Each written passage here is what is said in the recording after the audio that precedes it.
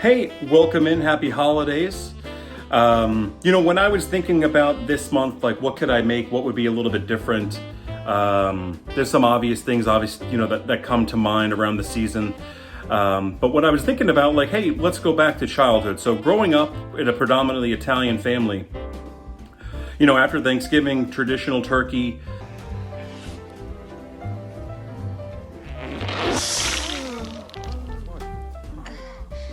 You roll into the holidays with Christmas for our family.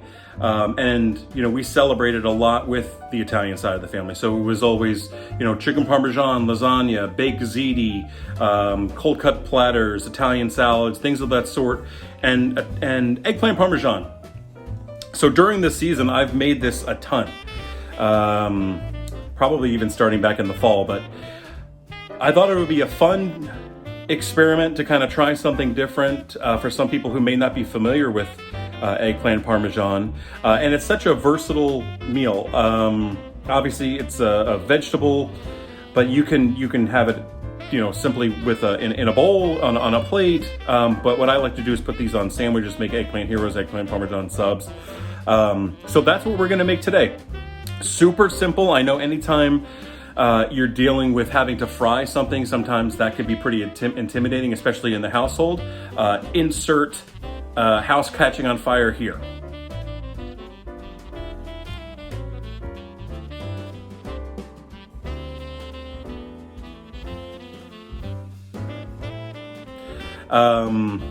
So we're going to keep it really simple. I'm going to show you a couple of quick, easy steps to make this. It can be done within an hour, and that includes like 20 minutes of baking. So most of the time we'll spend prepping, frying the eggplant, and making sure that we're set up for success. So what I'm going to show you here. So here is everything that you're going to need to have a successful eggplant Parmesan. Now, I'll be honest with you, the season right now, it's a little bit tough to find terrific looking eggplant. These ones are awesome. But typically, obviously, you go into any store, you have your choice of either organic or the regular option. The regular options right now are busted in many of the stores that I have around here. And by busted, I mean you want an eggplant, if you can see here, that's like super, super colorful. They're dense as well. The flesh on these, super bright purple or black, whatever your eye's telling you. But no dents, no brown spots. If you see brown spots on your eggplant where it looks like it's kind of faded, that's going to mean you probably have a mushy eggplant. And when you start cutting into this, it's going to be number one, it's not going to fry up very well. Eggplant inherently stores and holds a lot of moisture, so that's going to be one of the steps that we're going to take here first too, is to get rid of a lot of that moisture before we fry, because you never want to put something really wet or watery into a fryer. Obviously batters and different things like that will make sense, but something wet like that is not going to be good for a finished product. So these look great. I think I got 2 little organic ones, so this is going to be enough. We're gonna peel these, and I'll show you that. And then we're going to slice them up into, I guess, like slices. You can do things. You can do this a couple of different ways. You can do long ways, but we're going to do them this way. So, in addition to the eggplant, I have 2 eggs. Those will come into play later when we start to kind of bread these bad boys up. And I'll show you that piece too, because you really want to get that egg white whipped up. And you don't want it really runny. So I'll show you that, and I'll explain that. I'm using canola oil. You can use any oil that you really like here, I would say, but I would go either between canola and vegetable. Don't use olive oil unless you're using it to like finish on top of the plate. And the reason being is olive oil burns at a higher smoke point, so it'll burn really fast. It'll get really, really hot really, really fast, and then you'll have a whole mess in your pan that we're going to use for this, and you're going to have to move pretty quickly too, and you'll end up burning a lot of your eggplant. Pasta sauce. So, I mean, traditionalists, you can make your own. I love this brand, Carbone arrabbiata. This is a spicy version of the sauce. I don't like like a real bland sauce in this. You want a little bit of a kick. Otherwise, everything just kind of feels flat in one note. So this is just spicy enough to give you a little bit of taste without being like overpowering from like a spice standpoint. Italian style breadcrumbs, simple cookie cutter. But get Italian style. Obviously, there's a lot of different options out there, panko, unseasoned, things of that sort. Go with Italian style for this. You'll understand, and it'll make sense once you make it.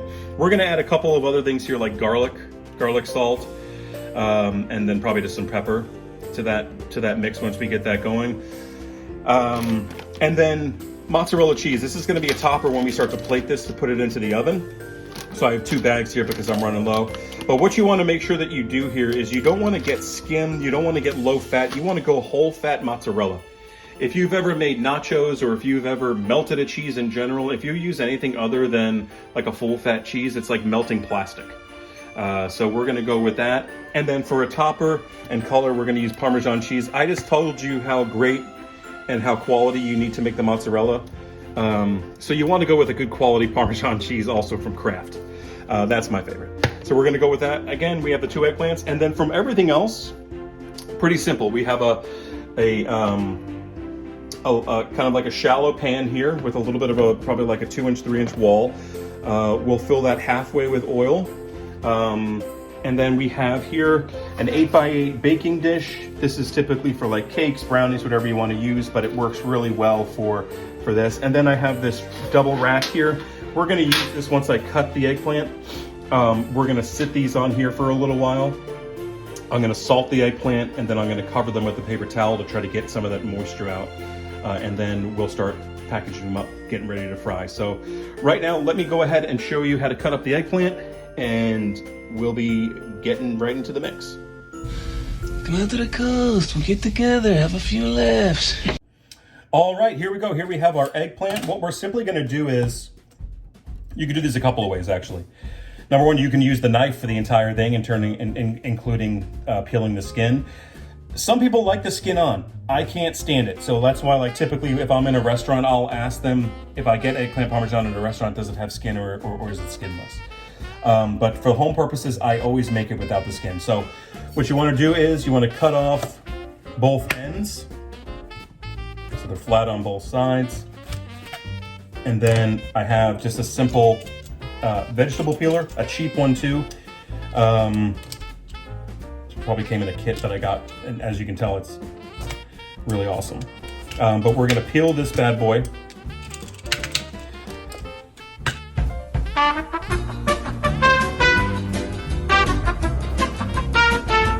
See, it's not working.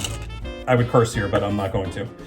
So I'm just gonna use my knife. So these might look a little bit wonky, but it's much faster. Not as clean looking, but it'll definitely do the trick. Might have a couple of pieces of skin, but that'll be easy to shave. So I'm gonna go ahead, I'm gonna wrap up both of these eggplants. Okay, so these are peeled. We're all set from a peeling standpoint. And then we're just gonna cut these up into slices. Super simple. And I like to go thin on mine. Number one, it takes less time to cook. And it's kind of meltier too when you start to eat it too. So like I said, I'm gonna cut these up, I'm gonna cube these, and then what I'm gonna do here on my baking rack next to me, I have here set up on the left, is I'm going to put these on that baking rack, salt them. Like I mentioned at the beginning, eggplant holds a lot of moisture. So one of the easiest ways to draw moisture out of your food is to salt it a little bit. That'll start to bring some of that water out. And then we'll just damp it off, or we'll pat it off with a paper towel, and we'll be good to go. So I'm gonna get both of these going, and I'll show you an overhead shot. Okay, pretty simple. We have all these sitting here. I went ahead and salted them. I didn't have a lot of regular salt, so I used a little bit of garlic salt as well. But getting in close, you can start to see how there is a little bit of moisture on the surface. So what I'm gonna do here is I'm just gonna take a paper towel. I'm gonna cover these. I'm gonna add a little bit of weight to it too by adding the cooking board, or the cutting board. You can see already here, paper towel starting to kind of pick up some of that moisture. I'm going to clean up my station, and then what I'm going to do here is I'm going to start to get our fry station ready to go. So once these are dried, we start prepping those to go in. We'll have our oil and everything. Okay. How many times have I said okay in this video? All right. So we're gonna go here. So I have 2 eggs in my bowl. So we're gonna have a wet and we're gonna have a dry. So the wet is gonna be the eggs. And what I mentioned at the beginning here is we wanna make sure that we really, really whisk these nice and consistent, because what you can see here, see all these little drops and drips? You don't want those hanging on your breadcrumbs. You don't want those hanging on your eggplant when we go to fry it, because it's gonna get super, super clumpy. You're gonna lose a lot of the egg really fast because you're wasting it because so much is sticking to like one piece. So you wanna get this really super nice and smooth. It's just gonna make everything a little bit easier when you go to actually fry it. We have our eggplant still drying here, and the more time you can kind of give that, the better. The more you can kind of get that moisture out. I've done this where I've prepped like a night before. I think because I was more so out of oil than anything else, but cut those up, package them in with into a Tupperware with a bunch of paper towels, some salt, let that sit for overnight. Get a lot of that moisture out, and it was perfectly fine. In the morning, all sealed up. So let's see here. This is getting really nice and smooth. We're about to call this good here. All right, perfect. See how it just runs really smooth? You'll be able to see the consistency. So you don't want it to be like bugs. You want it to be nice and smooth and light, so that you're just doing quick dips. Same thing on the dry side. We're gonna, like I mentioned, we got the Italian breadcrumbs. I'm gonna open this up. I'm just gonna put a little bit in here. A little goes a long way. And then with these, you could always add more, but once you use this, obviously, where you're getting, eggs, food in this contaminated, basically, you don't want to put it back in there. So add a little bit, and then as you need more, go ahead and pop that in. I like to put a little bit of Parmesan in the mix here as well. Mix that in. Perfect. And then if you want to, you can add, so I got a little bit of garlic salt.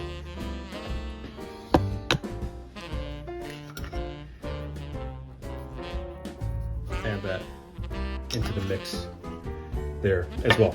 All those are optional, and that's the taste and preference. So the more you kind of make this, the more you'll get used to like what you like and what makes sense. So trying different things sometimes is the fun part. So we've got that set up, and then we've got our pan here, and this is where I'm going to move the eggplant over to the other side.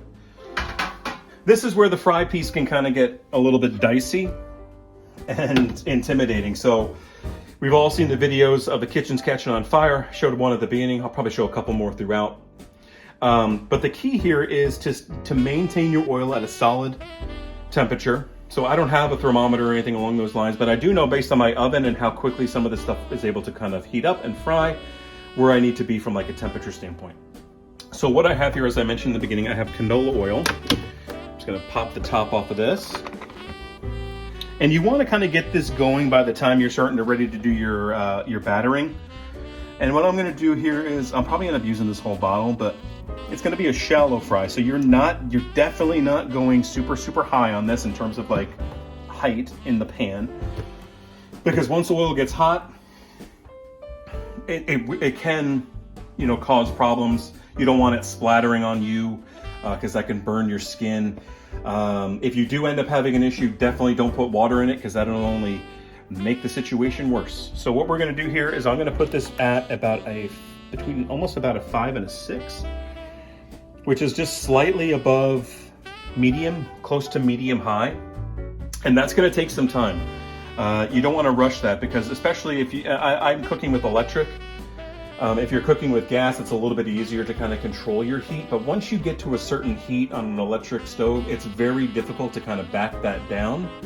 You have to wait a considerable amount of time. Oftentimes you have to pull the pan off of that particular burner or start a new one. So start low if you need to, and then add a little bit of heat, because once we get all the eggplant into the pool here it's going to drop that temperature down. So we're going to add a little bit more heat once we add some of our eggplant in there, just to kind of keep the oil temperature consistent. Trying to do this with one hand now. So here is our station. Again, we have our 2 eggs, beaten, nice, super frothy, not really clumpy with the egg whites. You want to knock those out. And then we have our seasoned breadcrumbs. And then I pulled the paper towel off. It was nice and wet, but we're looking good. So simply what we're going to do now is we're going to start breading these up. And typically, if you're not holding a camera, you have what they call wet hand, dry hand. Because as you're going through this, it can get messy a little bit. So one hand typically will be your dry hand that you can transfer stuff with, and then your wet hand is the one that's constantly dipping into the batter. So I'm going to try to do this with one hand. They're circles, so it should be pretty easy, and they're going right back onto the pan. So what we do here is, now some people might have a different school of thought. Some people may flour dust these first before putting them in the egg. I don't do that. Egg, shake to get that off. And you see it runs nice and smooth, so we're good there. And then I pop it into the breadcrumbs, and then I just shake to coat. Flip it over, shake, and then a light shake there to kind of get whatever excess is off. And then that's one. And then we're going to repeat that process for all of these. And we're back. So we've got all of our slices breaded, ready to go on our wire rack. I've got my cutting board just layered with a piece of paper towel. And what I'm going to do is once we fry these up, pull them out, and they'll sit here momentarily to kind of cool off slightly, but more so to kind of drain off any excess oil. Once this pan starts to kind of like dwindle down, I may put them back on this rack and do the same. So our oil's been going. If you have a thermometer, obviously you can check it. You can see there's a shimmer to it, which is good. But if you want to really test, I just saved some of the old breadcrumbs from the batter. You just drop them in, and you'll start to see them kind of like dance a little bit. See that? Perfect. So that means we're good to go. So now we're ready to fry up. So I'm just going to grab my first one. You want to place them in the oil away from you. And I kind of toss that in there, which is not good. But you want to kind of just place them in there. And I mentioned this before. Monitor your oil temperature, especially as you start to add more into the pan. Because the more you add into the pan, these are relatively either room temperature or a little bit colder, it's going to start to drop that oil temperature down. As we start to get through maybe half of this, I'm going to start to preheat that oven, as I mentioned, to 400 degrees. And that's really just to finish everything off. But you want to keep an eye on, you don't want to, this is something where you want to be super attentive. You don't want to kind of like go back and forth. You want to stay here and watch your oil stay close to the fry and stuff like that. So I'll get through a couple here just so you can kind of see that. And you know, I think I probably will just, now I'll put them back on the paper towel. But I want to get through a couple, or at least this batch, so you kind of see what they look like. And then I'll zoom through the remaining 10 and get that going. In fact, right now I could probably start to get this going, and we can get going. So I'm just going to set my top oven here for 400 degrees. Start. That'll get popping. And then we'll be all set. So again, it's just prep and time. But there's no real like super, interesting techniques or things that should be overly intimidating besides like doing the fry. And then I just have a pair of tongs, and I like to check them. See, that's perfect. It's already popping to like a really nice golden brown. So I've said okay and popping a number of times on this call, or this video. So those are the keywords for today. People often ask me, Rob, how do you maintain such a positive outlook? And it's simple. I like to eat my feelings, and it feels good for a temporary amount of time, and then we're right back to the mix here. May I help you? I'm in sad shape. Wait a minute. Before you begin, I must ask that you pay in advance. 5 cents, please. Because I've probably made, I don't know how many times in a week now I've made this during the season. Multiple times. and it's delicious. So as you can see, we're getting a really nice golden brown already. It's moving super fast. So I'm gonna back down the temperature on the oil just a little bit actually. We're back. We're almost done. We've got our last 5 remaining. Our oven is preheated at a 400 degrees. So I'm gonna start assembling these. They've had a chance to kind of cool down slightly, but they're not as oily as they were when they popped out. So what I'm gonna do here is, I realized I had an old jar. If I did not use the old first, I know I'd get my head popped off my body. So here's my 8x8 baking dish. And then what we're gonna do here is we're gonna set a little base layer of sauce. I'll use the rest of this jar. This is not a ton in here. You don't want it super, you don't want a lot. You just want enough that's gonna be able to kind of cover the base so it doesn't burn your actual eggplant. When we layer it in here, probably gonna add just a little bit more from our new jar. This stuff is good. This stuff is good. So let me go ahead and spread this out a little bit. Cool. So we're barely covered. And now we're gonna start layering. And once again, mozzarella cheese. Anyways, we have our layer of sauce, and we're just gonna start layering our eggplant in here. And as you can see, as I mentioned, we went with some of the bigger slices, so it's a little bit more uniform across the way here. So we should be able to hopefully make it like a 9x9 with some of these. And we kind of have to puzzle piece some of them in here to get it to fit, but small one in this corner, bigger one over here. Now with the jar, I'm just going to take a couple of spoonfuls, a little bit, and I'm going to cover, not super thick. Thick is the word I was looking for the bottom pan. For the bottom of the pan. Not super thick, just a nice little layer here. That good. Keep an eye still on your fry because those should cook pretty quickly. We'll pull those off. And you can hear as I'm going here.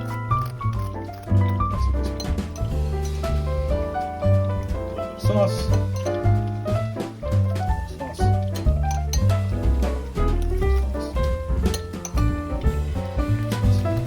Cool. Then we're going to take our mozzarella and we're going to go a little bit on each patty.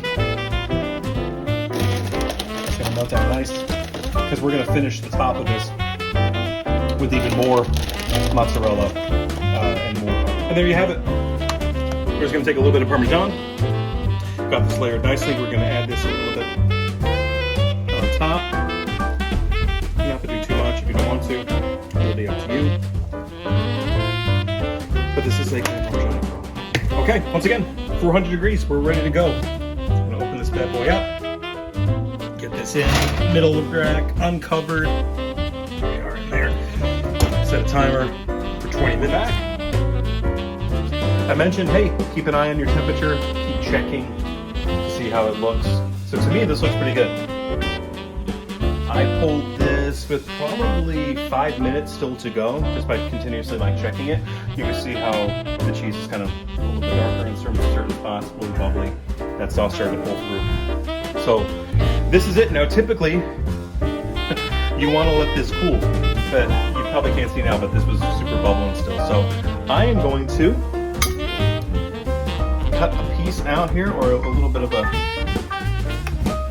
pocket, at least one slice. See if I can do this all with one hand. Perfect. Got a plate here. Awesome. And then a little bit more Parmesan.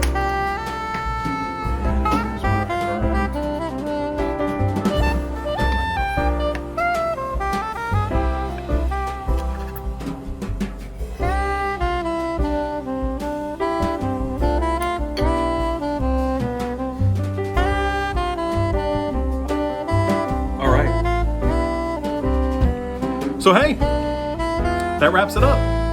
Eggplant Parmesan, as I look this way and the camera's right here. That's eggplant Parmesan. I hope you take a chance and you make it. Now, thank you for tuning in. I know this is much longer than they typically are, but obviously there's a lot of steps here and it can take some time. So appreciate you tuning in and checking it out. Happy holidays to you and your family. Enjoy the long break. And when you do have time on the break, definitely try to make this. It's definitely going to be worth your time, and it is very fast. So maybe all finished 45 minutes to plate. So happy holidays. Enjoy. Thanks for stopping by, and take care.